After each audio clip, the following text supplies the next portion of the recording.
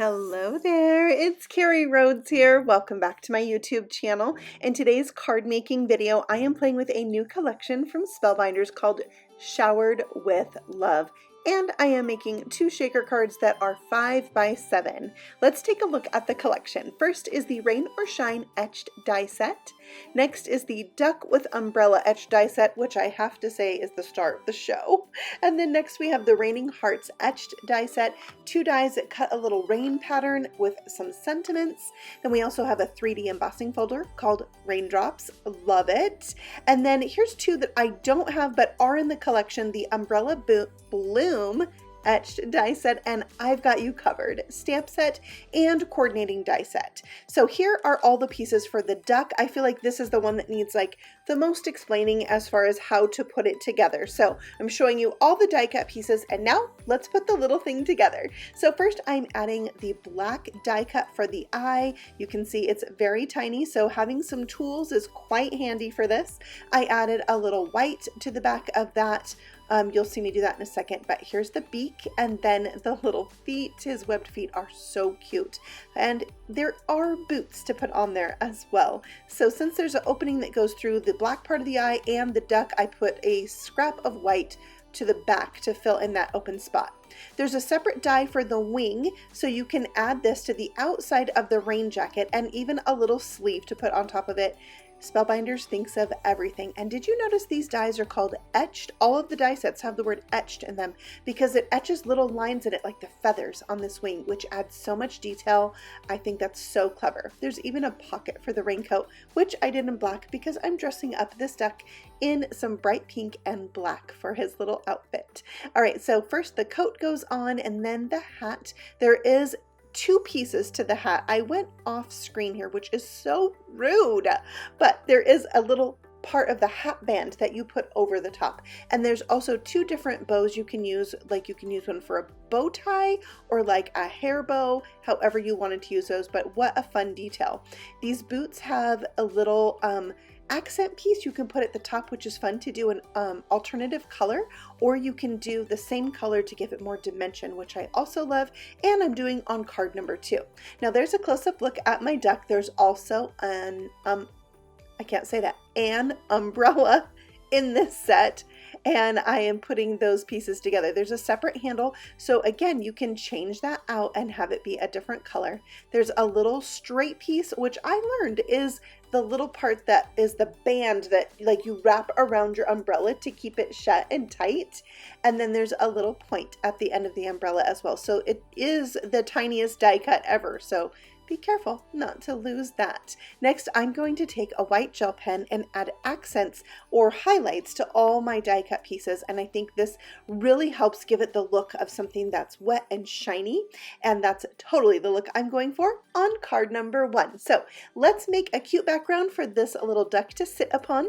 First, I am going to take some Distress Oxide ink in tumbled glass, and I'm going to do some ink smooshing. Now, I love making my own background. So doing ink smooshing like this is one of my favorite things. I smooshed it onto a window sheet and I'm just going to pounce it on top of my paper here. This is watercolor paper and you can see it's very light. So I'm going to dry this with my heat tool and then we're just going to like intensify this. Now I like to play and sometimes you're going to get something that you're like, oh, that's not great at all. And you just have to keep going. That is totally what happened to me here today. So this is Salty Ocean. I'm loving this color so much more. It's darker in what I was really going for this background. But I wanted some darker color in there, so I did Chip Sapphire. And this is where I was like, oh no, this is not what I was hoping for at all. It comes out so purple looking. I didn't love it, but this is my motto, keep going. We can add more layers to this. It's not totally solid in color. So I dried it, dabbed it, sprayed it, and that's kind of what you do with these layers. You spray them with water. It gives them that nice oxidized water droplet look. And then I brought in my mica spray stain and put some of that on there. This is frosted snowflake, I believe I showed it on the screen. And this is like, now I'm going in a direction I'm starting to like even more. So again, I sprayed it onto the window sheet, dabbed it on, I'm heat setting it, I'm dabbing up any puddles that I don't want, which gives me a lighter effect. And then I brought in my Salty Ocean Distress Oxide Spray. I gave it a very fine mist of that color, and then I did some splatter with the nozzle, and I was really loving this. So I sprayed it some more. I went back and forth between that and my Distress Mica spray stain until I got the coverage I wanted. Then I spritzed it with water to get some more oxidized water droplet look. I love that so much. Doesn't that add so much to it? And I was really, really loving my background now. So I didn't give up. I kept going, and you can still see that darker color shining through the background a little bit, and I do like that. Plus, I love the mica, the shiny spots. Okay, so once I was done, then, and it was dry, I put it in my 3D embossing folder called Raindrops. It's so cute. I love it. There's so many things you could use that embossing folder for. I feel like it's a staple one. Well, I wanted to make a shaker window shaped like a cloud. I have this cloud die set I've had forever. And so I pulled it out and I went ahead and made a shaker window. I did put a piece of paper in there because mica can transfer on there even if you think it's dry. But when I die cut it, it softened out my raindrops. I tried to line it up and run it through again. I didn't quite get it lined up. So now I have some raindrops that are more subtle and some that are more pronounced, and I totally like that. So no problem. And then I added some foam around my window, which I did cover with a window sheet. And I pulled out this sample pack of shaker bits that I got from the Crescent Creation Shop. I placed an order with them recently, and I got this in my package as a freebie. Now I know the owner, her name is Neha, and she is so sweet. So thank you, Neha, for these super cute shaker bits. I added some very fine, they're called micro beads in clear, to that mix, and then covered it with a piece of glitter paper. Oh, I love that sound. Those little tiny microbeads really help it sound like rain. I added this to my 5x7 card, and then we can start putting on some fun things, like a custom sentiment. I have this Time for Tea stamp set with these ducks. I think it's called Lucky Duck, and I stamped out I'm a lucky duck, but really all I wanted is I'm a, because I want to make Lucky Duck out of my alphabet stamps. So I pulled out alphabet dies. I pulled out one of the very few, I have a few alphabet dies, and this happens to be one of my favorite, which is Oliver's Stitched ABCs from Lawn Fawn, and then I just started gluing them down. I laid them out where I wanted. I made sure I had my duck there so that I could leave room for it, and then just glued them in place. Now this is a very textured background with that 3D embossing folder, so liquid glue is my friend and I can really press down on it. Then I die cut some clouds from that umbrella set. What's it called? Raining Hearts Etched Dies. No, that's not the one. Rain or Shine. I had to look at my paper. There's so many new things. And I used glitter paper for the clouds, and then for the sun, I did a little glitter center from yellow. And then I thought, oh my gosh, this little lightning bolt is so cute. And I love it even more, die cut from some glitter paper. So that was like the perfect finishing touch to me. I knew I wanted my duck to be standing in a puddle, so I brought out my glaze and added that to the bottom, and now I have this really cool, realistic looking puddle for my duck to stand in, and it makes me so happy. It's so cute. I wanted to add even more of that watery look, so I brought back my glaze and I covered every single bit of my custom sentiment, the letters anyway, and that really helped add to that wet look. I also like to have it where it looks like the water is dripping off the letters, so I did that on some of them, and then I even added some rain or drips onto the duck himself, and I think it's so cute. Oh my word, I am so pleased with how this card turned out. It makes me so happy. I love the dark blue background with the bright colors on top. And now for the inside, I'm stamping to have you as my friend. So I'm a lucky duck to have you as my friend. I'm putting this on the inside on a strip of that bright pink cardstock. So I'm pulling in all the colors, and then I'll add that to the inside as a nice strip across the the top of the card, leaving room for my customized message. And I'm going to add one more cute little thing, which I didn't end up using on the front, and that's the umbrella. I'm just going to have it like lean there up against the side, and it's just a fun thing to carry over from the outside, reminding you of that rainy, shakety shake front of the card. So that finishes up my first card, and I love a shaker. So if you're new to my channel, you should know I have lots of shaker cards on my channel. I love making them, and I like a little shaker window too. But my next card is going to be a full panel shaker. So if you haven't seen that before, you're in for a treat. They're so much fun, and I just couldn't stop playing with these fun products. I think they're so fun and springy. So let's move on to card number 2.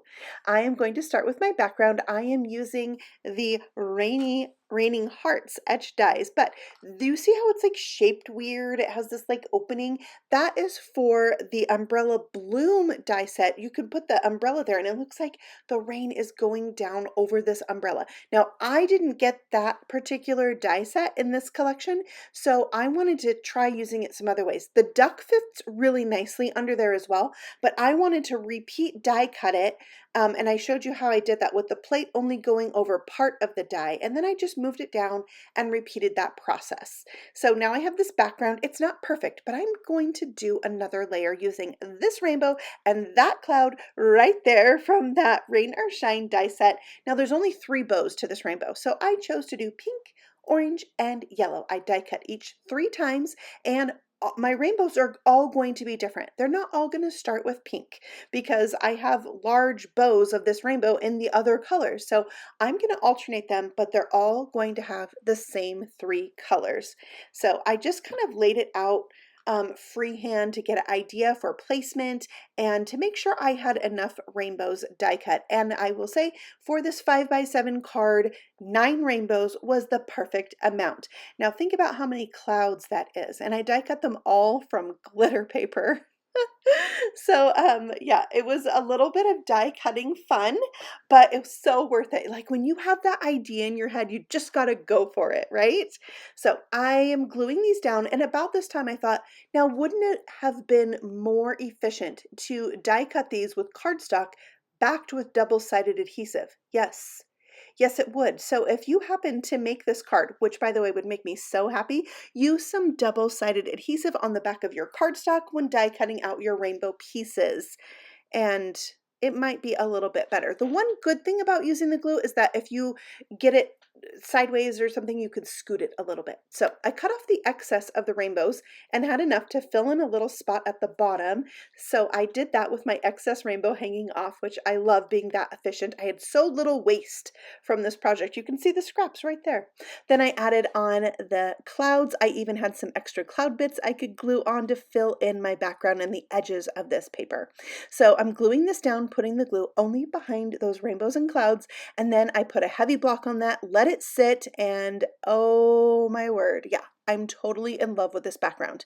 Now I have this piece of packaging. It's cellophane, and I'm going to cut off the top, the bottom, and the sides so I have a sheet of cellophane, and this is going to be the cover for my full panel shaker. It's so easy to do, and once you start thinking about full panel shakers, you'll start like finding packaging and thinking, oh, I could use that, and then you just save it up and you make full panel shakers all the time. Sometimes my brain is way faster than my mouth. I mean, most times. Yeah. And so the words, they have a hard time keeping up with me. I put double-sided adhesive on all 4 sides, but only removed 3. You want to leave one side open so you can fill up your shaker. So I peeled the backing off and folded those in. I also snipped down the corners so they weren't too bulky. I am adding in more of those clear micro beads, and I put in 4 scoops with my Baskin-Robbins spoon. It's a very crucial part of this shaker card. I love those little spoons. And then I kept all the raindrops from die cutting out my background and mixed them. Now this is going to work really good because those micro beads are going to help those paper bits move around. If I'd put the paper in by themselves, they might not move as much. Listen to that. Please tell me that makes you smile. because I'm smiling right now. Okay, so there's my background. Now we need to put it all together. And first, we're going to add this to my 5x7 card. So I like to use some more double-sided tape to hold down that cellophane, and then some little glue to keep it nice and secure. So again, a 5x7 card. This is going to have a nice white border all the way around, which I love. And here's my duck for this card. I went a little softer in the colors, and I'm bringing in the purple and green that are not in my rainbow but will be on the front of my card, and I added some freckles. Okay, this is a rainbow die set that was a Glimmer Hot Foil Kit of the Month a year or so back from Spellbinders. I am challenging myself this year to use what I have in my stash. So I pulled this out and I'm hot foiling it on a piece of vellum. It's that same cloud die that I used in card number 1, and I really let this get hot. I ran it through forward and back with my Prism hot foil. You see it's silver with like a rainbowy finish, and it came out good enough to use. I am happy with it. So you're going to be moving this card anyway when you do the shaker, and so you'll be able to see the rainbow or the sentiment and foil when you do that. Okay, now I'm gluing the hearts together, or these are clouds actually, they're not hearts, no matter what I say. And what I did is put the glue down and then kind of rub it in with my finger, and that helps it become invisible. It's magic. It's totally magic. And then they're stuck right to that cellophane piece. Next, I'm going to bring in my adorable duckling and put that down with some foam squares. And then I have a sentiment that comes from that same Raining Hearts die set that I used on my background. It has a shadow layer, but I didn't feel I needed it for this card. So it says, "Hello over the rainbow for you." Isn't that so fun? Now, I spent so much time on this background, I didn't actually do anything on the inside, but sometimes I add more to it before I send it. Then I can really customize it to be what I want it to be. But I did add some hearts. These are so cool. They're kind of like that hot foil I used. They have a iridescent rainbow finish to them. So I'm going to have everything I used linked for you in the description box below. So if you're interested in the products, check them out there. And by the way, did you know when you watch a video and someone inspires you to purchase something and you shop their links, you are helping that creator that taught you something new.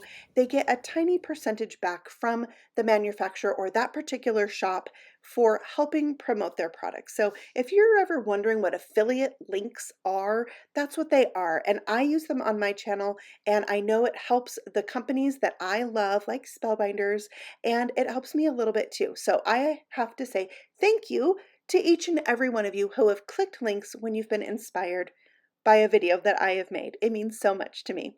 Thank you for stopping by, and if you're new here, feel free to subscribe because I have new videos for you all the time. And here's a couple more for you to watch next. See you soon. Happy stamping. Bye.